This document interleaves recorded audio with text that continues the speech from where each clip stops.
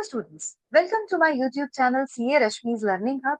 और आज के वीडियो में मैं आपको करवाने जा रही हूँ मुंबई यूनिवर्सिटी का पास्ट ईयर क्वेश्चन पेपर अप्रैल 2024 का फॉर टीवाई बीकॉम। और ये कॉस्ट अकाउंटिंग का पेपर है, तो इसके हम आज दो क्वेश्चन सॉल्व करने वाले हैं। तो आप देखिए, इंपॉर्टेंट क्वेश्चंस हैं, एक मार्जिनल कॉस्टिंग का है और दूसरा स्टैंडर्ड कॉस्टिंग का है।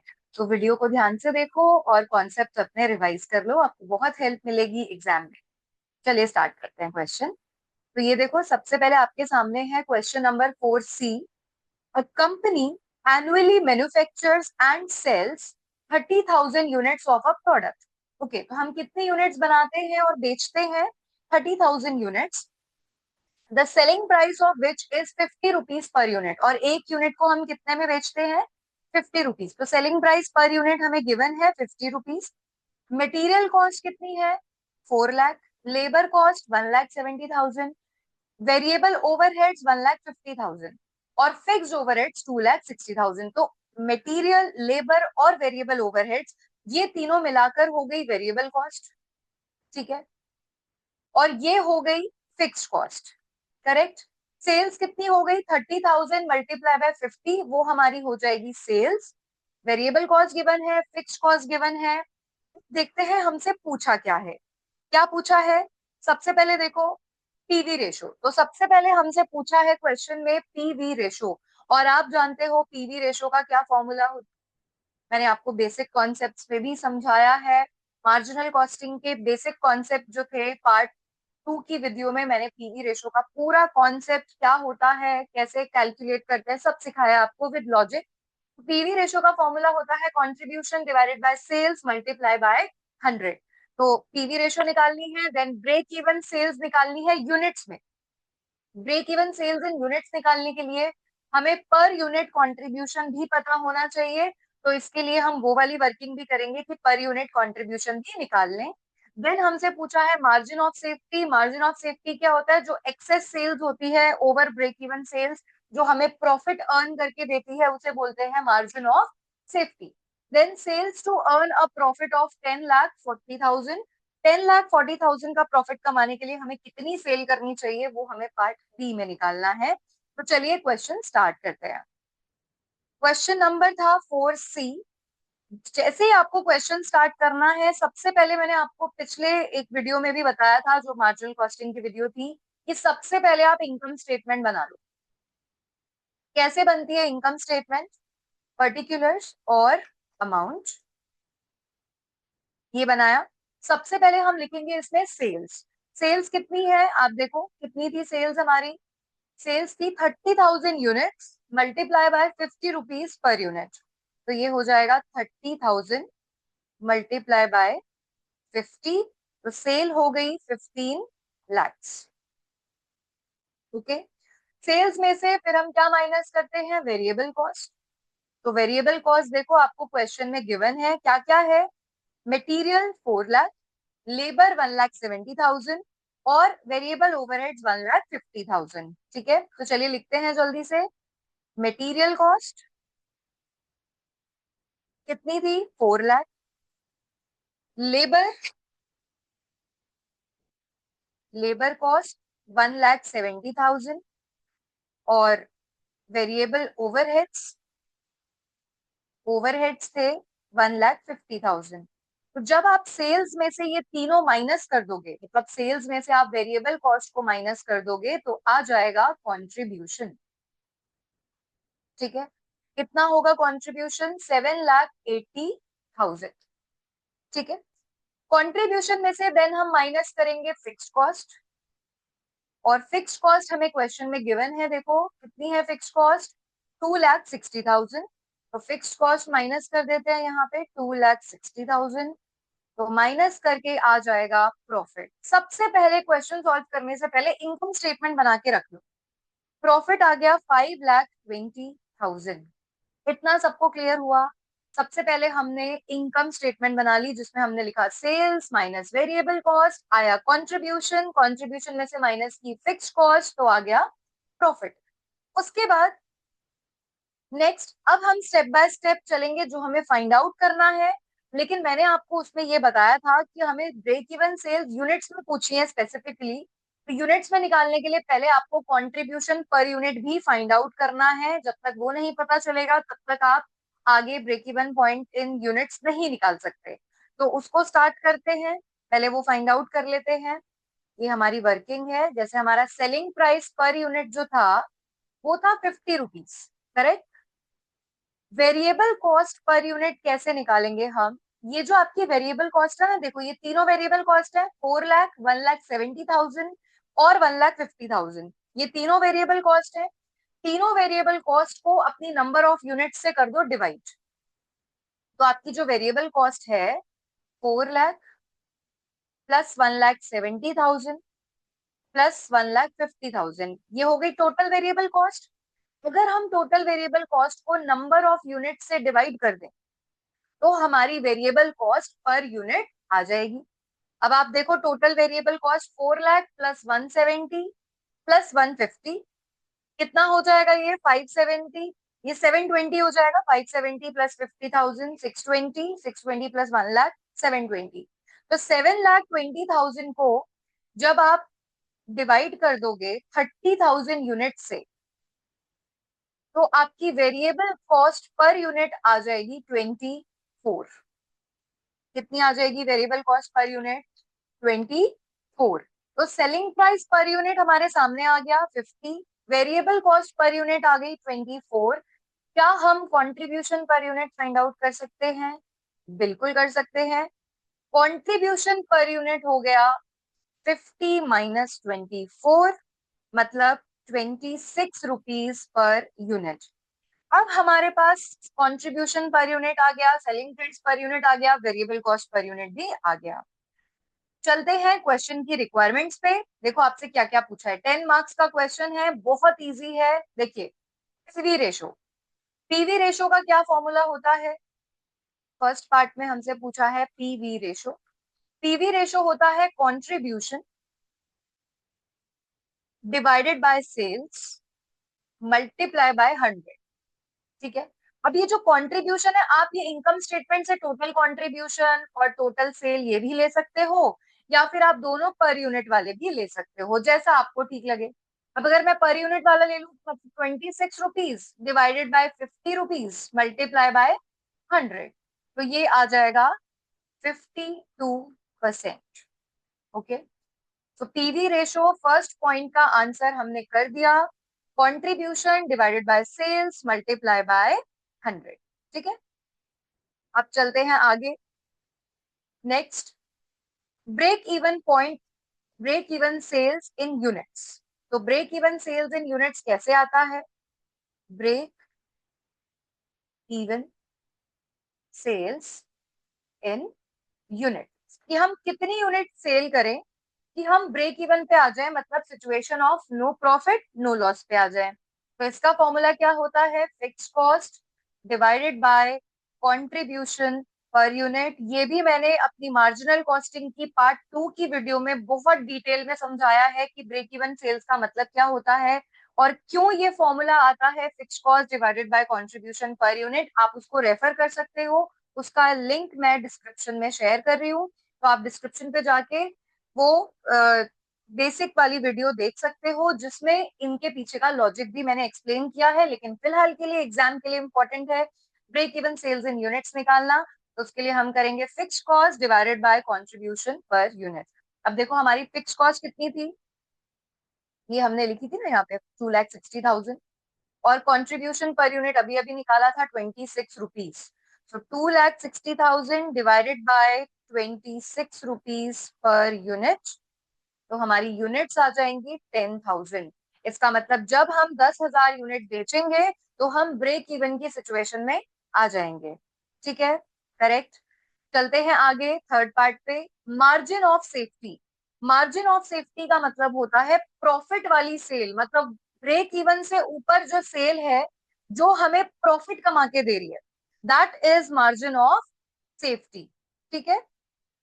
तो मार्जिन ऑफ सेफ्टी कैसे निकालते हैं हम? मार्जिन ऑफ सेफ्टी निकालने का तरीका क्या होता है? मार्जिन ऑफ सेफ्टी का मतलब होता है ब्रेक इवन से ऊपर जितनी आप सेल कर रहे हो।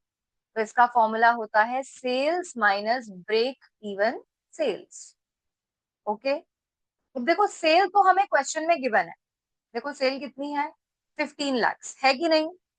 15 लाख की सेल थी हमारी, वो हमने लिख दी। ब्रेक इवन सेल्स कितनी है, ब्रेक इवन सेल भी हमें पता है, ब्रेक इवन सेल है 10,000 यूनिट्स, मगर ये यूनिट्स में है, इसको भी तो रुपीज में कन्वर्ट करना पड़ेगा ना, क्योंकि टोटल सेल रुपीज में है।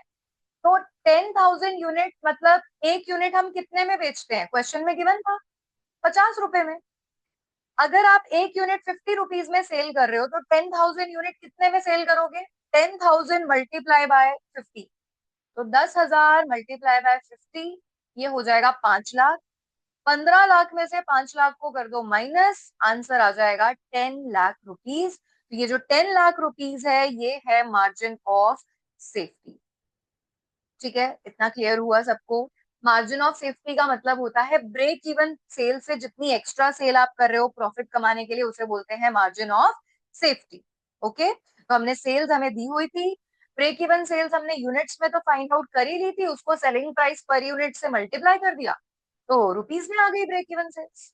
ठीक है, अब चलते हैं लास्ट पार्ट की तरफ। Sales to earn a profit of rupees 10,40,000, 10,40,000 का प्रॉफिट कमाने के लिए कितनी सेल करें, इसको बोलते हैं sales for desired profit.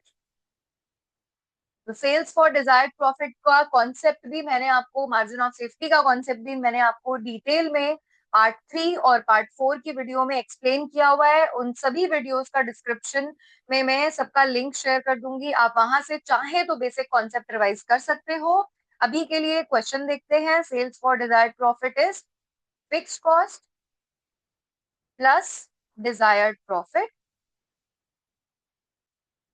Divided by PV ratio. तो अब आप देखो हमारी फिक्स कॉस्ट कितनी है, क्वेश्चन में ही गिवन थी हमें फिक्स कॉस्ट 2,60,000, डिजायर्ड प्रॉफिट है 10,40,000, और पीवी रेशो हमने अभी अभी फाइंड आउट की थी, ये देखो फर्स्ट पार्ट में 52%, ये पीवी रेशो है। तो सारी इंफॉर्मेशन हमारे पास है, सीधा सीधा पुट कर देते। फिक्स कॉस्ट थी 2,60,000, डिजायर्ड प्रॉफिट है 10,40,000, पीवी रेशो है 52%। आप इसे सॉल्व करेंगे तो आंसर आ जाएगा रुपीज 25। तो 25 लाख हो गई हमारी सेल्स, कि अगर हम 25 लाख रुपए की सेल करेंगे तब हम 10,40,000 का प्रॉफिट अर्न कर सकते हैं। आप चाहो तो इसे वेरीफाई करके देख सकते हो, लेकिन क्योंकि हमसे वेरिफिकेशन नहीं पूछा तो आपको एग्जाम में करने की जरूरत नहीं है। अदरवाइज आप इसे वेरीफाई कैसे करोगे, आपकी 25 लाख की सेल है, उसको पीवी रेशो से मल्टीप्लाई करके कंट्रीब्यूशन निकालो, मतलब 25 लाख का करो 52%, कंट्रीब्यूशन आ जाएगा, उसमें से आप अपनी 2,60,000 की फिक्स कॉस्ट माइनस करके देख लेना, ऑटोमेटिकली 10,40,000 का ही प्रॉफिट आने वाला है। लेकिन क्योंकि हमसे एग्जाम में नहीं पूछा तो हमसे ये एक्सपेक्टेशन नहीं रखी जा रही कि आप इसे वेरीफाई करके दो, तो हमें एग्जाम में ये करने की जरूरत नहीं है। अपनी तसल्ली के लिए आप इसे वेरीफाई कर सकते हो। ठीक है, तो ये था क्वेश्चन नंबर 4C, 10 मार्क्स का क्वेश्चन। आई होप आपको ये क्वेश्चन समझ में आया, राइट? अब हम चलते हैं नेक्स्ट क्वेश्चन की तरफ। 10 मार्क्स का क्वेश्चन ये भी है, अप्रैल 2024 में आया है। देखो लेबर वेरिएंस का क्वेश्चन है, तो लेबर वेरिएंस का बहुत ही सिंपल सा बेसिक सा क्वेश्चन है ये। जैसे हमने मटेरियल वेरिएंस किया था वैसे ही लेबर वेरिएंस है, बस डिफरेंस क्या है कि वहां पे क्वांटिटी होती है, उसका प्राइस होता है, यहाँ पे आर्स होते हैं। लेबर को किस बेस पे हम पेमेंट करते हैं, आर्स के बेस पे। तो फॉर्मूला भी बिल्कुल वही है, बस क्वांटिटी की जगह आर्स हो जाता है और प्राइस पर केजी की जगह रेट पर आर हो जाता है। ठीक है, तो देखिए कैसे करेंगे, क्वेश्चन देखते हैं। Question number 4D, from the following information find all the labour variances and it's verification. तो अभी हमसे वेरिएंस भी पूछा है और साथ में ये भी बोला है कि उसको वेरीफाई भी करके दिखाओ। ठीक है, इंफॉर्मेशन देखो, स्टैंडर्ड और एक्चुअल गिवन है, labour hours, standard hours, actual hours दोनों गिवन है, standard rate per hour, actual rate per hour दोनों गिवन है। तो बस इसको, इस इंफॉर्मेशन के बेस पे हमें क्वेश्चन सॉल्व करना है। तो चलिए स्टार्ट करते हैं इसका सॉल्यूशन। इस सोल्यूशन के लिए सबसे पहले आपको क्या करना है, वो मैंने पहले भी बताया था, पिछली वीडियो में भी बताया था, जो स्टैंडर्ड कॉस्टिंग की वीडियो डाली थी उसमें आपको सबसे पहले टेबल बनाना होता है और उसके दो कॉलम्स होंगे। क्योंकि इसमें एक ही टाइप की लेबर है, क्वेश्चन बेसिक क्वेश्चन है बिल्कुल, इसमें दो तीन तरह कैटेगरी की लेबर नहीं है, तो हमें रिवाइज स्टैंडर्ड आवर्स बनाने की जरूरत नहीं है। हम बहुत ही बेसिक सा टेबल बनाएंगे, सिर्फ दो कॉलम वाला, एक स्टैंडर्ड और एक एक्चुअल। ठीक है। स्टैंडर्ड में आवर्स, रेट, अमाउंट, एक्चुअल में भी आवर्स, रेट, अमाउंट। ओके, देखते हैं इंफॉर्मेशन। स्टैंडर्ड आवर्स सीधा सीधा गिवन है 320, स्टैंडर्ड रेट है 2 रुपए पर आवर, तो हम यहाँ लिख देते हैं 320 और यहाँ 2 रुपए पर आवर का रेट है। तो अमाउंट कितना हो जाएगा, दोनों को कर दो मल्टीप्लाई, 320 मल्टीप्लाई बाय 2, 640। ऐसे ही एक्चुअल का डेटा देखते हैं। एक्चुअल में हमें क्या गिवन है, आवर्स है 300 और रेट पर आवर है 2.2। तो हम यहाँ पे क्या करेंगे, 300 आवर्स और रेट है 2.2, तो इन दोनों को मल्टीप्लाई कर दोगे तो ये आ जाएगा 660। ओके, तो ये टेबल बन गया स्टैंडर्ड और एक्चुअल का। अब हम चलते हैं वेरिएंसेस पे। तो सबसे पहला वेरिएंस होता है labour cost variance. Labour cost variance कैसे आता है कि टोटल लेबर कॉस्ट में कितना डिफरेंस है। हमने सोचा था कि हमारा लेबर कॉस्ट का खर्चा कितना होने वाला है, 640 रुपए, लेकिन हमारा लेबर कॉस्ट का खर्चा हुआ कितना, 660। तो वेरिएंस कितने का आया, 20 रुपए का। तो हम क्या फॉर्मूला लगाएंगे, standard cost minus actual cost. अब आप देखो स्टैंडर्ड कॉस्ट कितनी है, 640, एक्चुअल कॉस्ट कितनी है, 660। तो कितना आंसर आया, -20, और नेगेटिव को आपको पता है हम लिखते हैं ए से एडवर्स।